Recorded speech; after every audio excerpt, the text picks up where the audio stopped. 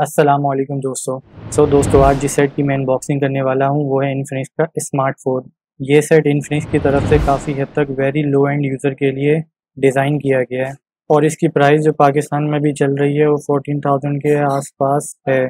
तो चलें अब देखते हैं इस छोटे से प्राइस टैग में इन्फिनिक्स हमें क्या स्पेक ऑफ़र करता है।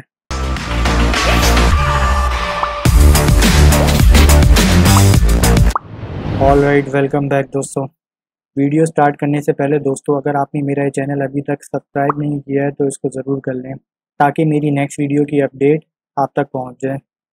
इसके बाद डिवाइस की इंफॉर्मेशन शेयर करूं तो ये डिवाइस उन लोगों के लिए डिज़ाइन किया गया है जो कि लो एंड यूज़र हैं और कुछ बेसिक ऐप वगैरह यूज़ करते हों और बहुत ही ज़्यादा बेसिक ग्राफिक यूज़ करते हों। इसके बाद अब अगर इस डिवाइस को देखें तो मेरे पास जो वेरिएंट है वो 2 GB रैम और 32 GB इंटरनल स्टोरेज वाला वेरिएंट है।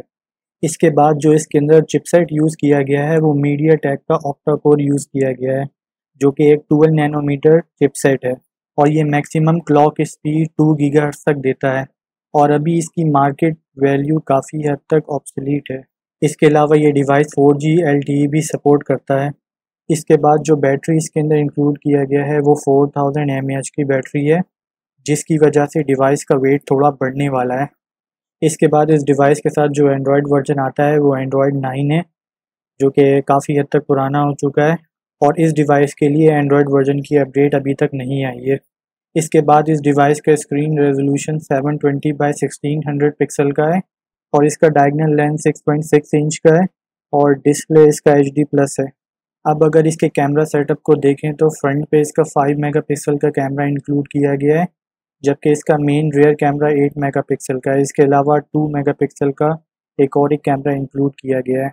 इसके अलावा जो इसके अंदर सेंसर इंक्लूड किया गया है उसमें सबसे पहले फिंगरप्रिंट सेंसर है। इसके अलावा जायरोस्कोप है और प्रॉक्सिमिटी सेंसर भी है और कुछ और भी सेंसर इंक्लूड किया गया है, मगर ये नहीं पता कि इस सेंसर के लिए डेडिकेटेड हार्डवेयर इंस्टॉल किया गया है या ये सॉफ्टवेयर के बेस पे ये सेंसर वर्क करते हैं। और लास्ट में एक गूगल असिस्टेंट का लोगो लगा हुआ है जिसका मतलब ये है कि इसके अंदर एक डेडिकेटेड गूगल असिस्टेंट की होने वाली है। इसके बाद बॉक्स के अंदर देख लेते हैं कि क्या मौजूद है। सबसे पहले अगर आप बॉक्स देखें तो इसके अंदर इन्फिनिक्स स्मार्ट 4 का सेट मौजूद है और इस सेट के ऊपर कुछ हाईलाइटेड फीचर मौजूद है जो कि इसके डब्बे के बैक पे भी मौजूद था। तो अब इस डिवाइस को साइड पे रख देते हैं। इसके बाद मज़ीद अगर इस डिवाइस के अंदर जाएं तो इसके अंदर इसका बैक कवर मौजूद है और ये सिलिकॉन बैक कवर नहीं है बल्कि एक हार्ड प्लास्टिक बैक कवर है। इसके बाद इस बैक कवर पे किसी तरह का डिज़ाइन वगैरह किया गया हुआ है जो कि देखने से काफ़ी ज़्यादा अच्छा लग रहा है। और इस तरह के बैक कवर का एक फ़ायदा ये भी होता है कि ये आपकी डिवाइस की प्रोटेक्शन काफ़ी ज़्यादा अच्छी कर लेती है साइडों से और इस प्राइस टैग में इस तरह का बैक कवर इंक्लूड करना काफ़ी अच्छी बात है। तो इसको भी साइड पे रख देते हैं। इसके बाद इसके अंदर यूज़र मैनुअल मौजूद है और एक स्क्रीन प्रोटेक्टर भी मौजूद है। इसके अलावा एक वारंटी कार्ड मौजूद है और कुछ और दूसरे पेपर वर्क भी मौजूद है। तो इन सब चीज़ों को भी साइड पर रख देते हैं। इसके अलावा एक रजिस्ट्रेशन प्रोसेस की गाइड के लिए पेपर मौजूद है और कोई सिम इजेक्टर पिन इंक्लूड नहीं किया गया है जिसका मतलब ये है कि शायद मैनुअली सिम इंसर्ट करना पड़ेगा इसके अंदर।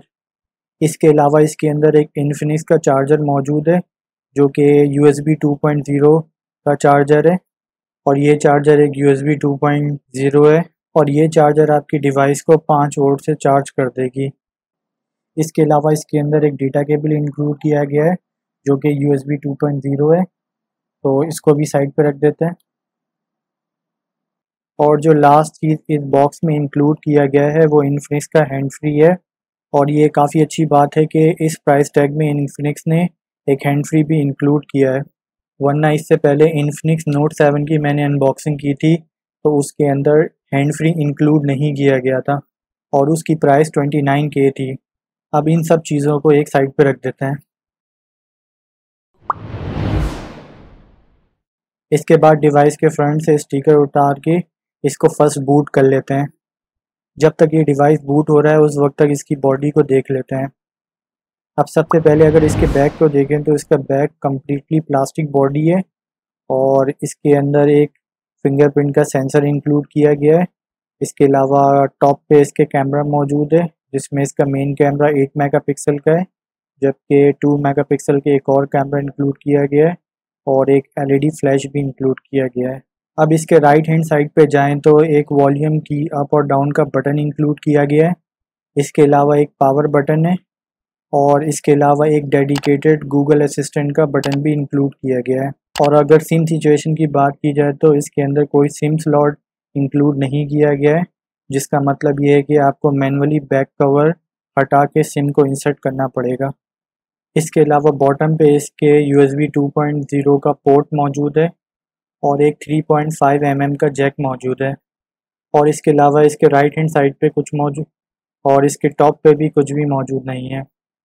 अब ये डिवाइस फर्स्ट बूट हो चुका है, तो सबसे पहले इसकी डिस्प्ले को देख लेते हैं। अब तो डिस्प्ले वाइज ये डिवाइस काफ़ी इंटरेस्टिंग लुक दे रहा है और इस प्राइस टैग में इस तरह का डिस्प्ले काफ़ी सेट है। इसके बाद इसके टच की बात की जाए तो ये थोड़ा स्मूथलेस है, बट इतना ज़्यादा भी बुरा नहीं है। और ओवरऑल होल्डिंग ग्रिप की बात की जाए तो वो काफ़ी ज़्यादा आसानी से ये डिवाइस आपके हाथ में होल्ड हो जाएगा। अब इस डिवाइस के एंड्रॉयड वर्जन को चेक कर लेते हैं। तो डिवाइस की सेटिंग पे जाके इसके अबाउट को चेक करें तो जो एंड्रॉयड वर्जन यहाँ डिस्प्ले हो रहा है वो एंड्रॉयड 9 है, जो कि अब पुराना हो चुका है।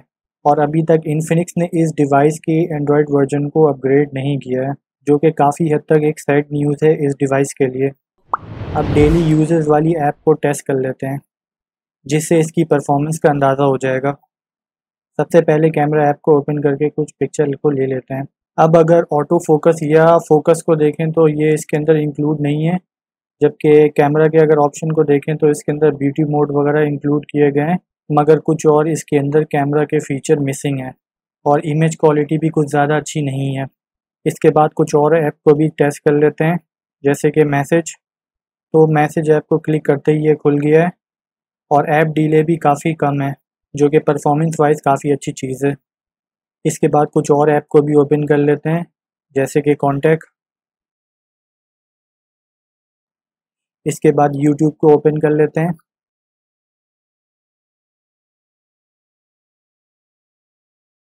इसके बाद गूगल मैप को ओपन कर लेते हैं।